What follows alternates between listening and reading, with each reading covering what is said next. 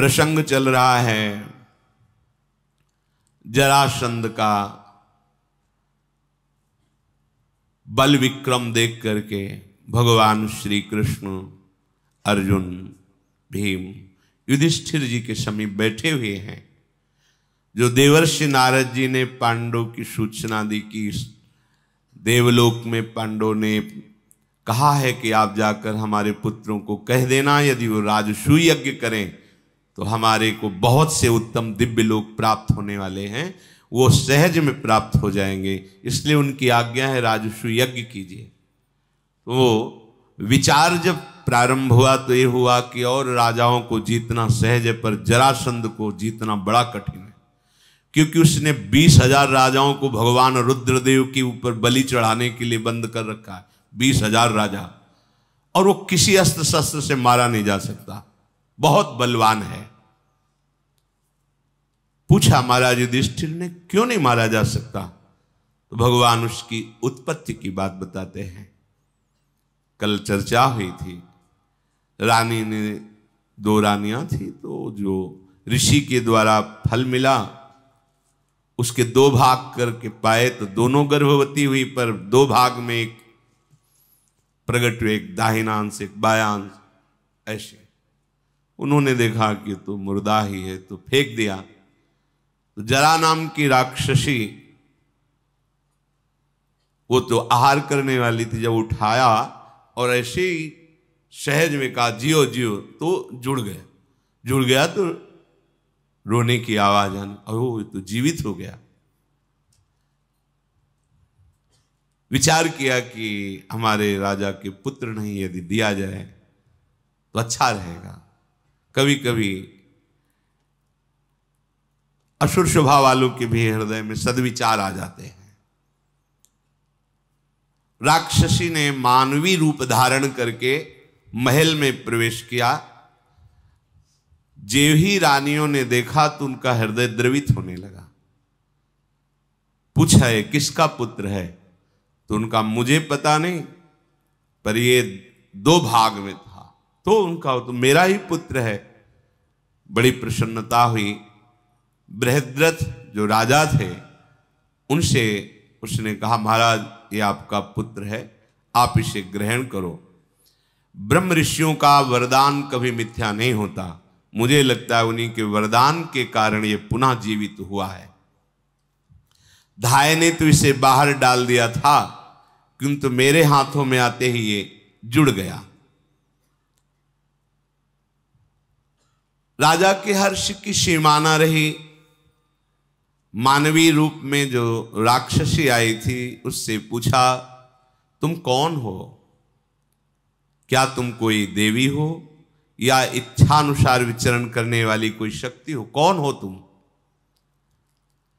तो राजेंद्र तुम्हारा कल्याणों में कोई देवी नहीं हूं, मेरा नाम जरा है, मैं इच्छानुसार रूप धारण करने वाली राक्षसी हूं। अब मैं तुम्हारे घर में पूजित होकर रहूंगी।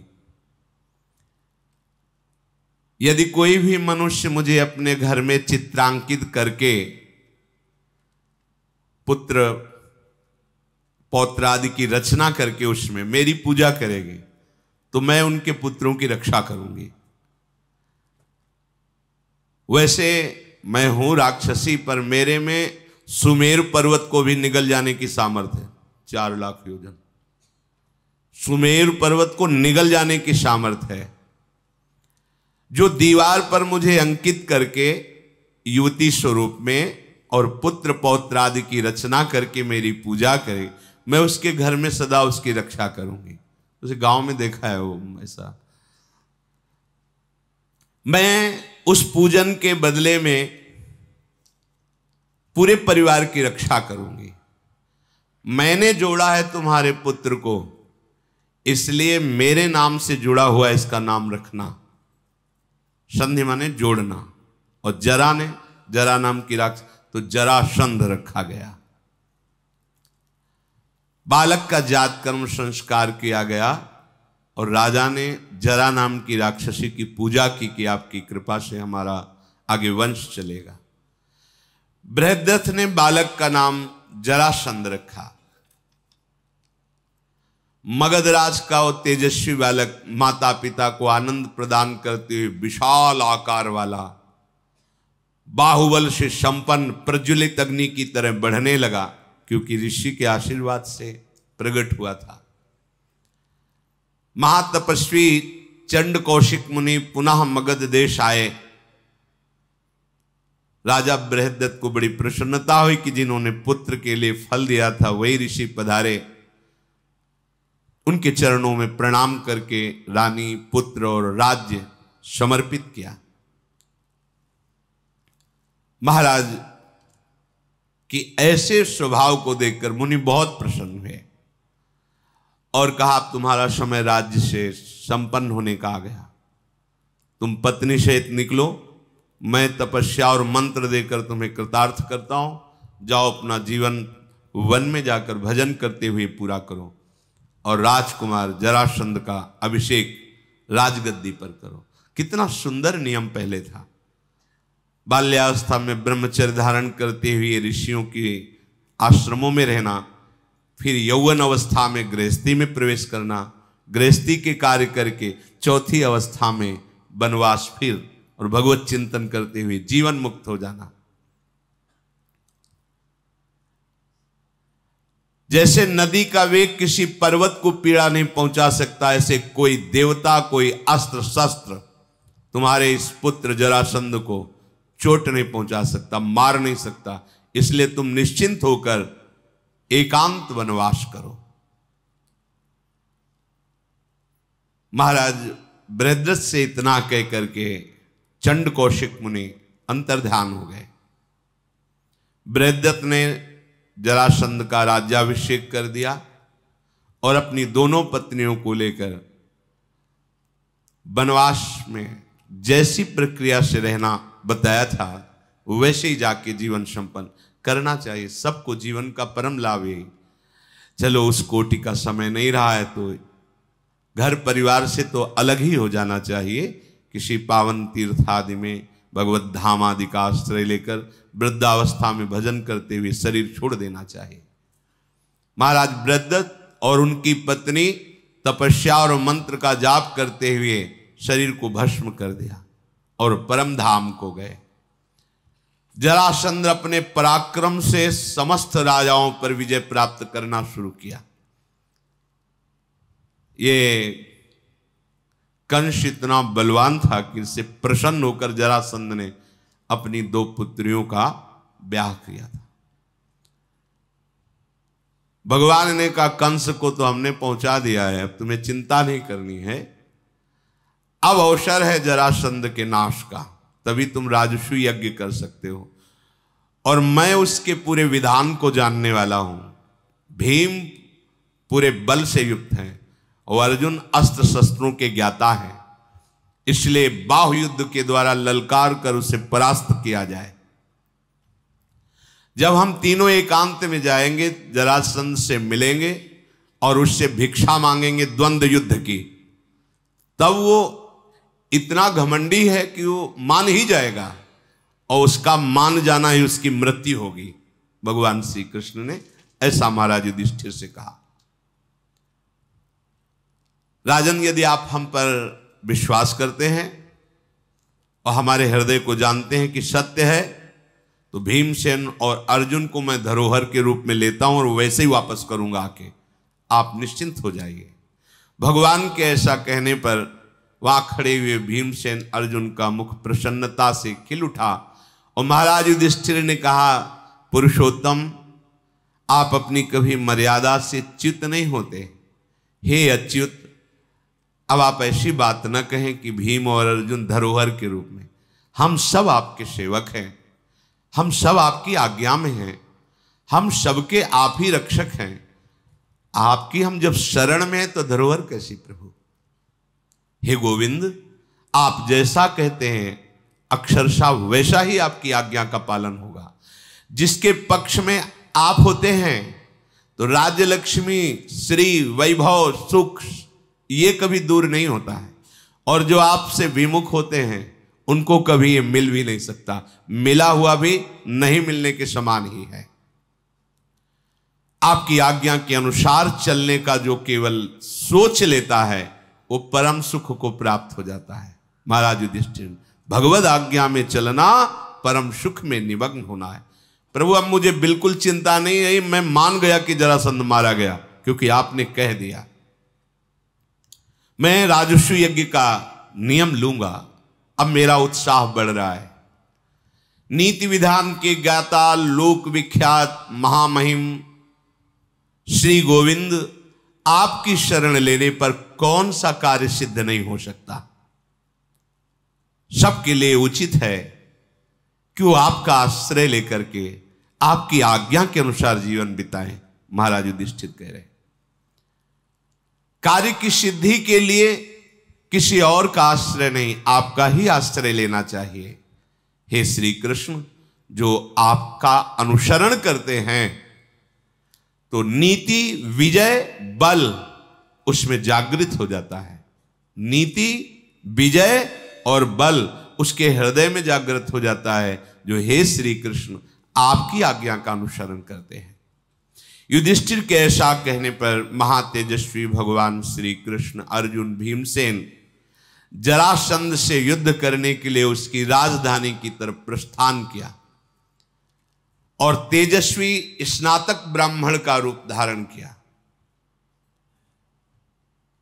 स्वस्ति वाचन हुआ, इंद्रप्रस्थ से मगध देश की तरफ प्रस्थान किया। एक ही कार्य के लिए उद्यत और युद्ध में कभी पराजित न होने वाले प्रभु श्री कृष्ण, अर्जुन और भीम ये चले। वो दोनों महात्मा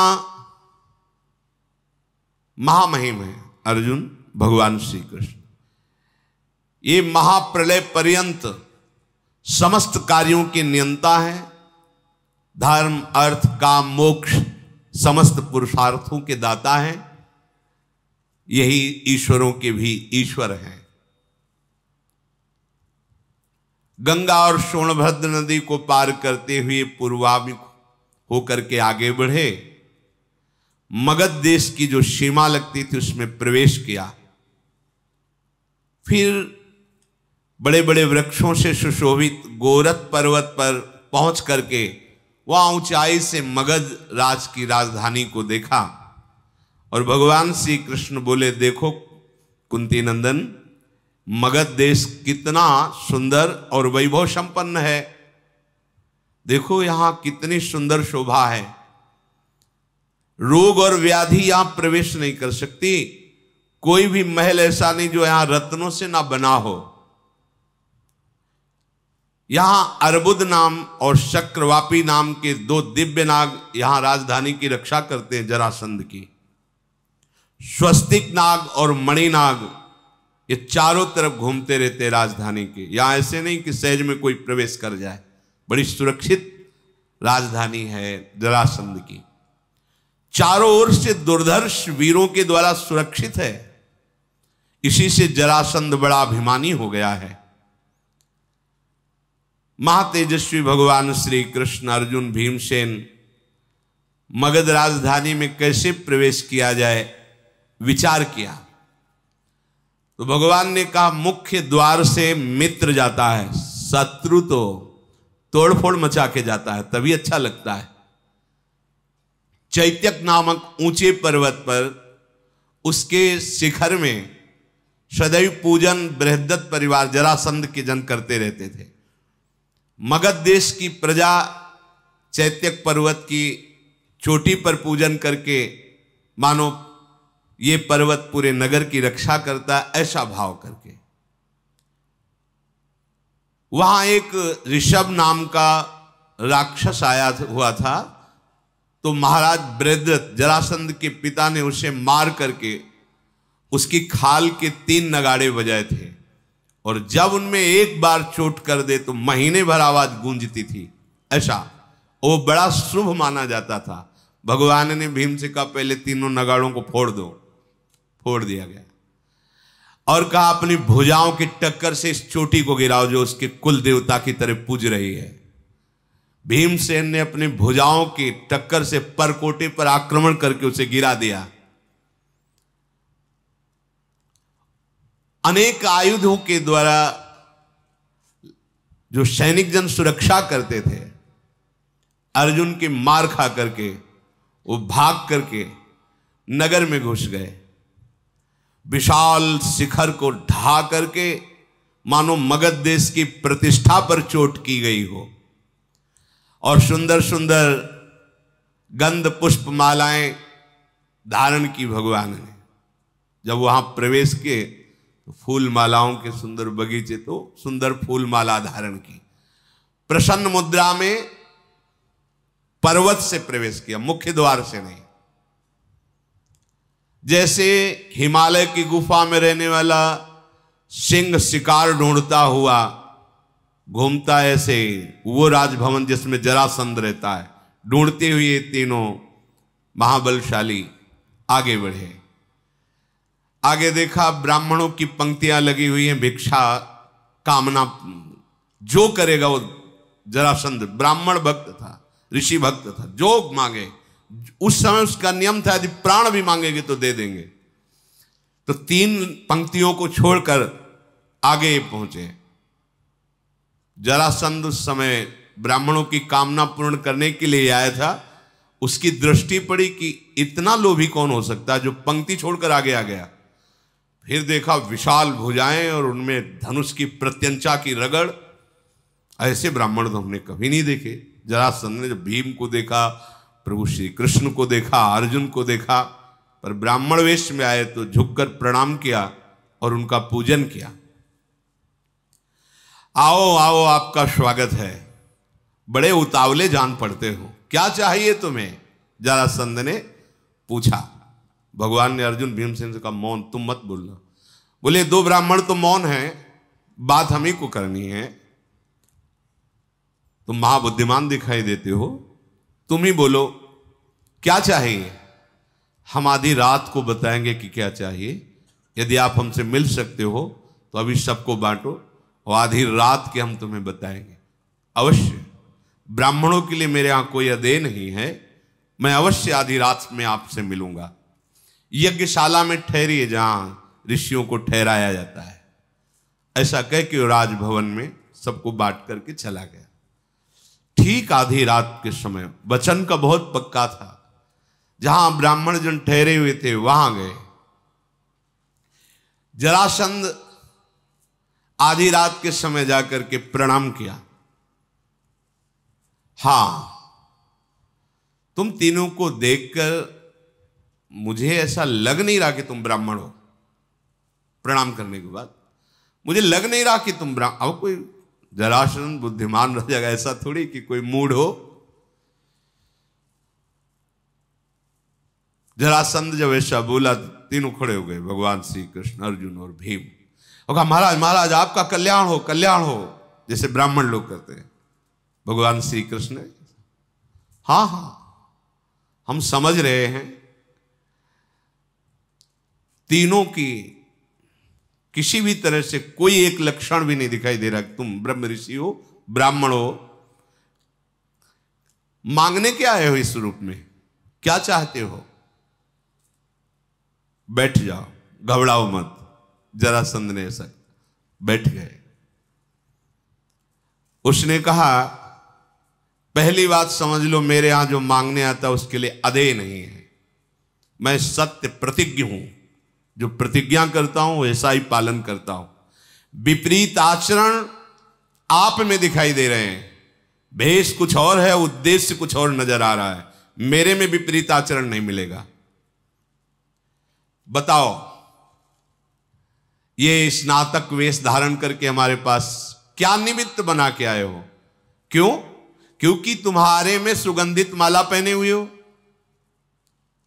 ऐसे अच्छे वस्त्र पहने हुए हो जैसे ब्राह्मण नहीं पहनते। तुम्हारे चलने का ढंग ऐसा है कि जो राजाओं जैसा है। तुम्हारे बोलने का ढंग ऐसा है जिसमें अभिमान झलक रहा है, गर्व झलक रहा है। ये सब लक्षण ब्राह्मण के नहीं होते। तुम्हारी भुजाओं में चिन्ह दिखाई दे रहे धनुष की प्रत्यंचा के। मैं निश्चित कह सकता हूं कि आप लोग क्षत्रिय हैं, पर मेरे डर से ब्राह्मण बन के आए, तो बोलो क्या चाहिए? जरासंध ने ऐसा कहा। रंगीन कपड़े पहने, रंग बिरंगे माला पहने, चंदन लगाए, ऐसी शोभा आपको नहीं देती। चैत्रक पर्वत के पूज्य शिखर को तोड़कर मेरा अपराध करके भय नहीं धारण कर रहे तुम? कौन हो तुम? प्रायः ब्राह्मणों में तो वाणी की पटुता होती है, लेकिन तुम्हारी भुजाओं की बलवृत्ति देख रहा हूं। मेरे यहां उपस्थित हुए हो, मेरी पूजा जो हमने ब्राह्मणों को दी, वो तुम्हारी पूजा की प्रयोजन बोलो।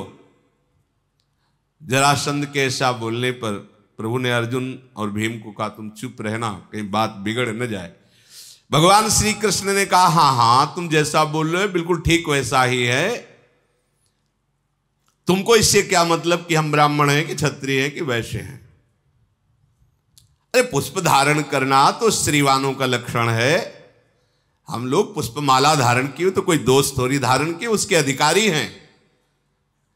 और देखो तुमने जो पहचान की, पक्की पहचान की, हम क्षत्रिय हैं, हमारा बल भुजाओं में होता है। बृहदत्त नंदन, हम भिक्षा मांगने आए हैं, कोई रत्नों की नहीं, अन्न की नहीं, तुम्हारे प्राणों की। हमसे द्वंद्व युद्ध करो, तीनों में से किसी एक से। शत्रु के यहां जब जाया जाता है तो दरवाजे से नहीं जाया जाता, ये धर्म कहता है। इसलिए हमने तोड़ फोड़ करके तुम्हारे यहां प्रवेश किया। जब मित्र जाता है तो धर्मतः दरवाजे मुख्य द्वार से जाता है। हम तुम्हारे मित्र नहीं है, शत्रु हैं। और शत्रु पूजा ग्रहण नहीं करता, इसलिए मैंने तुम्हारी कोई भी पूजा ग्रहण नहीं की। इसीलिए आधी रात को कहा कि सब ब्राह्मणों से अलग मैं तुमसे मिलूंगा। जरासंध बोला, अच्छा तो तुम वैर भावना से आए हो। पर मुझे एक बात बताओ, मुझे ऐसा याद भी नहीं आ रहा कि हम कभी तुम तीनों का अपराध कोई किया हो, तो हमसे वैर क्यों करते हो? जब मैंने अपराध ही नहीं किया तो तुम मुझे शत्रु मानकर ललकार क्यों रहे हो? मैं सदैव अपनी इंद्रियों को वश में रखता हूं, स्वधर्म आचरण में कभी त्रुटि नहीं होने देता, तो आप लोग मुझे अपराधी कैसे साबित कर सकते हैं? भगवान श्री कृष्ण ने कहा कि राजा का धर्म होता है संपूर्ण पृथ्वी को सुखपूर्वक जीने की इच्छा से जो है उनको सुविधा देना। तुमने ऐसा कार्य किया, 20,000 राजाओं को बलि देने के लिए बंदी बना लिया। क्या बलि देने का ऐसा प्रयोजन कहीं है? अरे एक राजा दूसरे राजा की युद्ध में हत्या कर सकता है, पर कैद करके उन्हें रुद्र देवता के आगे बलि चढ़ाने का विधान कहीं नहीं है। बृहदत्त कुमार, तुम्हारे द्वारा बहुत बड़ा पाप अपराध हुआ है। हम धर्म की रक्षा करने वाले हैं, इसलिए हम तुम्हारा वध करेंगे। तुम्हारी बुद्धि मारी गई है।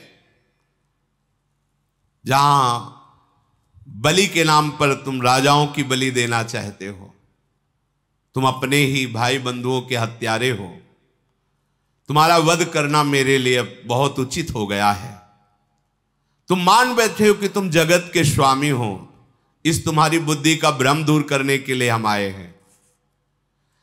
अब तुम हमें युद्ध की भिक्षा दो, द्वंद्व युद्ध की, और चाहो तो सेना के साथ लड़ सकते हो, जैसी तुम्हारी इच्छा हो। हम युद्ध इच्छा से तुम्हारे पास आए हैं। मैं कोई और नहीं हूं, तुम्हारा पुराना दुश्मन कृष्ण हूं। और ये भीमसेन है, ये अर्जुन। बहुत ठहाका मार के जरासंध सा, अच्छा 17 बार जिसको हमने युद्ध में बार बार जार करके 23 अक्षौणी सेना से ललकारा, वो तो वासुदेव है। तेरी तो बात ही नहीं, लड़ना तो तेरे से है ही नहीं। अर्जुन कोई वीर है हमारे सामने? हाँ, ये भीम है। यदि ये परलोक में स्वर्ग जाने का इच्छा रखता है तो ये हमसे युद्ध कर सकता है। दिया, तुमसे तो लड़ेंगे नहीं, तुम हमारे योग्य नहीं हो लड़ने के योग्य। भगवान बलराम जी ने कई बार इसको पकड़ करके, तो भगवान श्री कृष्ण रोक देते थे, नहीं नहीं नहीं, ब्रह्मा का वरदान है उसको, आप मत मारिए, आप मत मारिए, ब्रह्मा का वरदान झूठा हो जाएगा। तो बार बार छोड़ देते। और ये हमारा बहुत सहयोग कर रहा है, 30-30 अक्षौणी सेना ला रहा है, और वो ये समझ रहा था कि भयभीत होकर मुझे छोड़ देते हैं।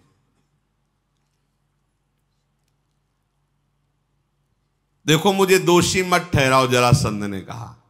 बलपूर्वक जिस राजा को हरा दिया जाता है उसके साथ जैसा व्यवहार चाहे वैसा कर सकता है, ये उस जीते हुए राजा का धर्म है। तुम चाहो तो व्यूह रचना करके लड़ लो, और तुम चाहो तो अकेले अकेले लड़ लो, चाहो तो तीनों एक साथ लड़ लो, छूट है तुम्हारी। भयानक कर्म करने वाला जरासंध ब्राह्मणों को बुलाया और सहदेव को बुलाया, और सहदेव उसका पुत्र था, राज्याभिषेक कर दिया। हो सकता मैं मारा जाऊं, इसलिए राज्याभिषेक कर दिया। और मनुष्यों में सिंह समान पराक्रमी भगवान वसुदेव पुत्र वासुदेव, भीम और अर्जुन तीनों को कहा कि जो चाहो अच्छे से अच्छा खान पान कर लो, जो सुविधा चाहो ले लो, और हमारा तुम्हारा युद्ध जो होगा वो विश्राम युक्त नहीं होगा। प्रारंभ होगा तो मरने पर ही हटेगा, चाहे तुम मरो चाहे हम, विश्राम नहीं होगा उसमें, शर्त पक्की की। जरासंध को पता था कि मुझे कोई मार नहीं सकता। जरासंध और भीमसेन का द्वंद्व युद्ध तय हुआ। यशस्वी ब्राह्मणों ने स्वस्ति वाचन किया, युद्ध की घोषणा की। कमर कस के भीम ने भगवान की तरफ देखा, उनको स्वस्ति वाचन कराने की जरूरत नहीं थी।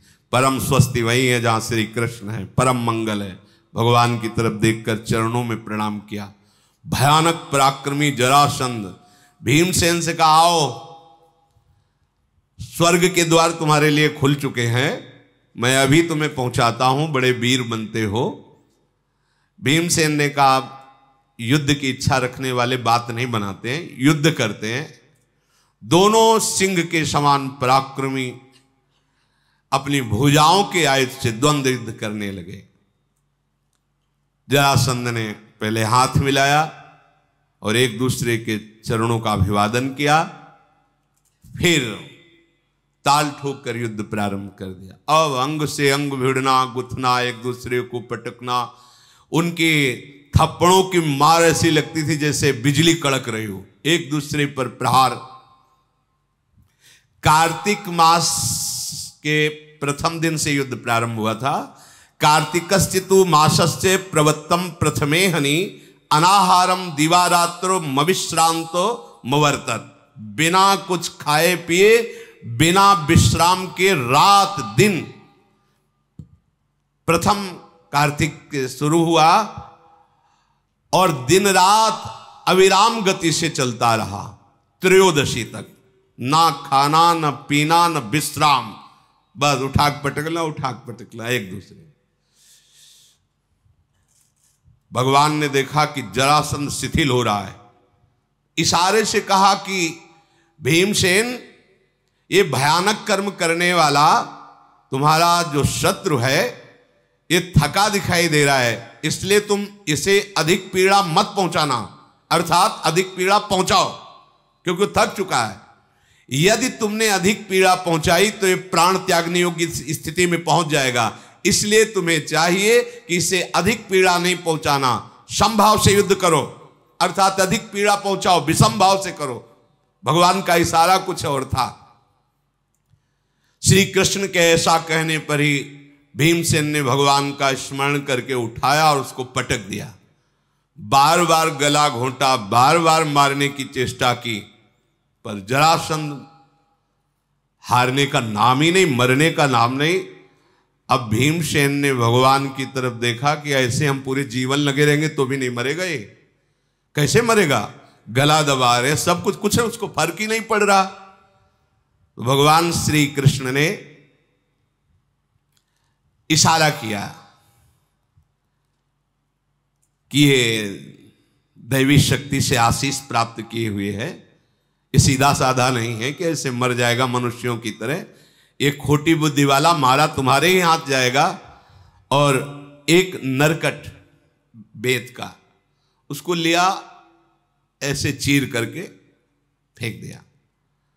महाबली भीमसेन ने उसका लंगोट पकड़ करके उठा करके पटक दिया और पैर पे पैर रख करके उसको सीधा चीर दिया। वो ऐसे ही मर सकता था, जब ऐसे ही फेंका वो फिर दोनों जुड़ करके युद्ध करे। और प्रभु कब तक ये चलता रहेगा? तो भीमसेन फिर 100 बार घुमाकर उसे धरती पर पटका और उसकी रीढ़ तोड़ी, अपने भार से उसे रगड़ा, सिंहनाद किया, पर उसको कोई फर्क नहीं पड़ रहा था।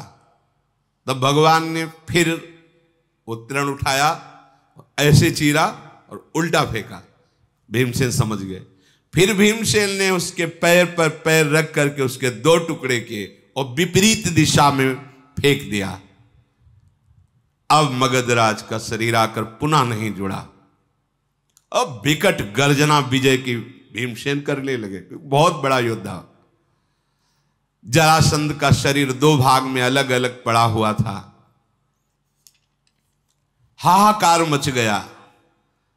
जरासंध जब प्राणहीन हुआ तो राजभवन के द्वार पर पटक आए उसके शरीर को।